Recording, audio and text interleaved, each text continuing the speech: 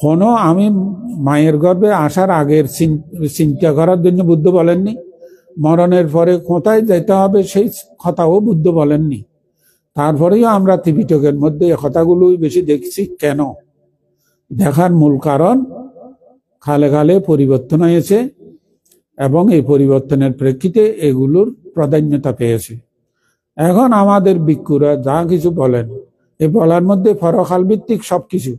আপনারাও আমাদেরকে অন্ন দেন, বস্ত্র দেন, বিহার করে দেন, নানাভাবে সুরক্ষা করেন, তাও কিন্তু ওই ভাবনা প্রসূত।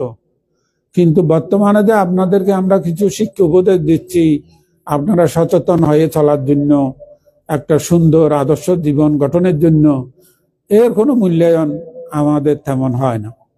এর মূল্যায়ন আমাদের হয় না।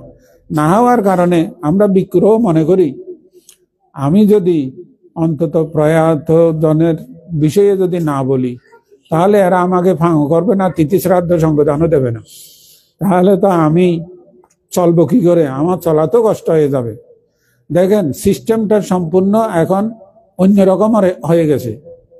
তো বুদ্ধ জন্মান্তর নিয়ে যে বিষয়টা আমাদেরকে বুঝিয়েছেন, সারিয়জ্য সত্যের অনুকূলে যদি জন্মান্তরকে আমরা বিচার করতে চাই, এটা হলো বর্তমান জীবনে যতক্ষণ সময়টা আমার দায়িত্বে আছে এই সময়টাকে আপনি জন্মান্তরের মধ্যে বিচার করেন।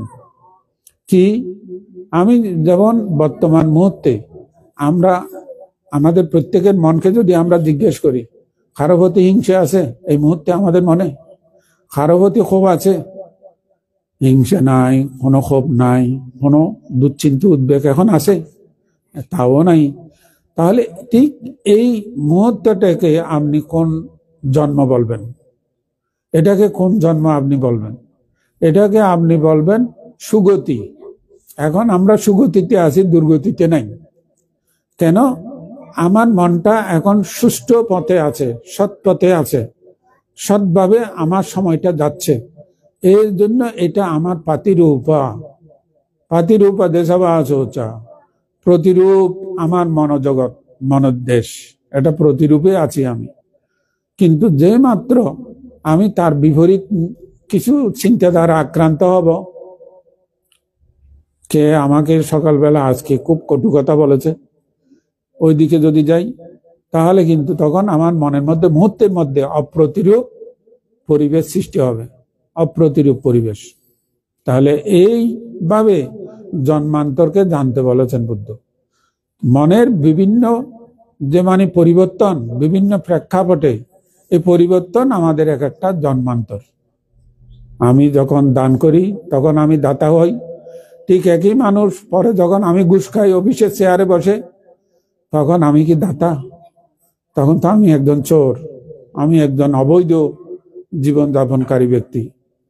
এই পরিবর্তন, একই মানুষ তার চিত্তের পরিবর্তনের প্রেক্ষিতে সে কখনো গরুর মতো আচরণ করতেছে, তীর্য প্রাণীর মতো আচরণ করতেছে, কখনো দেবতার মতো আচরণ করতেছে, কখনো অসুরের মতো আচরণ করতেছে, কখনো সে ব্রহ্মার মতো আচরণ করতেছে, কখনো সে নারকীর মতো আচরণ করতেছে, কখনো সে একজন দেবতা হিসেবে আচরণ করতেছে।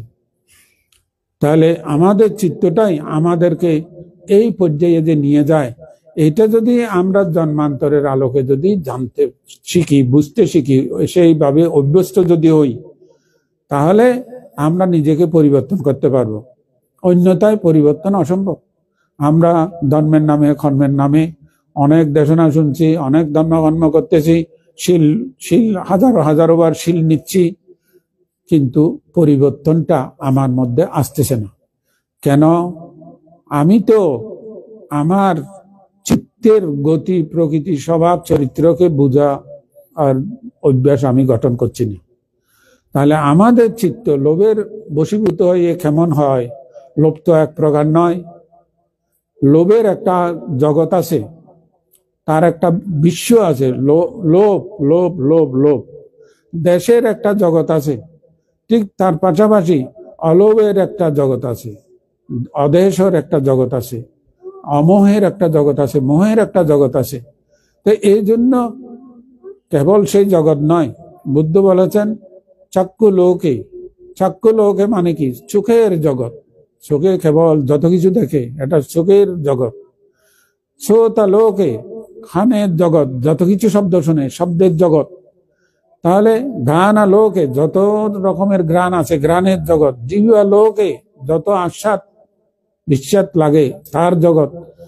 তাহলে এই প্রত্যেকটা জগতের মধ্যে কুশলা ধাম্মা অকুশলা ধাম্মা, ওখানে পাপের চিত্ত উৎপন্ন হচ্ছে, পুণ্য চিত্ত উৎপন্ন হচ্ছে।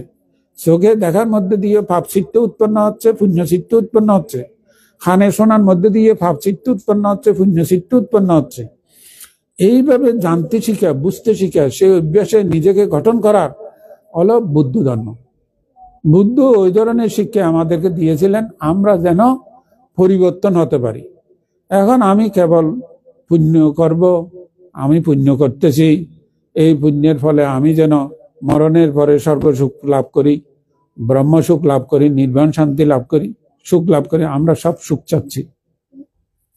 জন্মের পরে নিয়ে বুদ্ধ বলেছেন, যদি তুমি জন্মের পরে তুমি থাকো, বুদ্ধকে প্রশ্ন করেছেন, বুদ্ধ এগুলোর উত্তরও দিতে চাননি।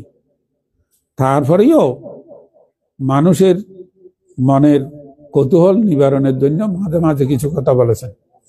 বুদ্ধ সরাসরি অনেকবার প্রত্যাখ্যান করেছেন, এই সমস্ত বিষয়ে আলোচনা না করার জন্য বলেছেন। যেমন একটা উপমা দিয়ে বুঝিয়েছেন, বলে যে শোনো, একজন পথচারী জঙ্গলের মধ্যে দিয়ে যাচ্ছে, তার গায়ে একটা বিষাক্ত তীর এসে হঠাৎ করে লাগলো।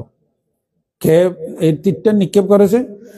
কোনো বেয়াদব হরিণ শিকার করার জন্য তীরটা ছুঁড়ে মেরেছে, কিন্তু ঘটনাক্রমে এটা পথচারীর গায়ে এসে লেগেছে। এমত অবস্থায় পথচারীর কর্তব্য কি হবে বলো? জিজ্ঞেস করছেন ভিক্ষুগণকে, ভিক্ষুগণ তোমরা বলো, এই পরিস্থিতির মধ্যে তার উপস্থিত কর্তব্য কি? বলো যে বানতে তাড়াতাড়ি তীরটা খুলে ফেলা। কিন্তু সে কেন খুলে ফেলার দরকার? যেহেতু এই তীর যত বেশিক্ষণ থাকবে ততক্ষণ সারা দেহের মধ্যে বিষ সংক্রমিত হয়ে তার জীবন সংকট হবে। অতএব যত তাড়াতাড়ি এটা খোলা যায়, এটাই এখন উপস্থিত কর্তব্য। তো আমাদেরও জীবনটা ঠিক এই ধরনের। আমাদের জীবনটা সব মানে নিঃশ্বাসে মরণের ঝুঁকির মধ্যে দিয়ে আমরা চলছি। নিঃশ্বাস যেটা টানতে পারছি, এটা ফেলতে না ফেললে শেষ। যেটা ফেলেছি আবার দ্বিতীয়বার টানতে না পারলে শেষ। একটা নিঃশ্বাসের উপর ভিত্তি করে জীবনটা মানে প্রতি শ্বাসে শ্বাসে অগ্রসর হচ্ছে। মানে জীবন মৃত্যুর মানে একটা প্রশ্নের মধ্যে দিয়ে আমাদের জীবনটা অগ্রসর হচ্ছে, তাই না?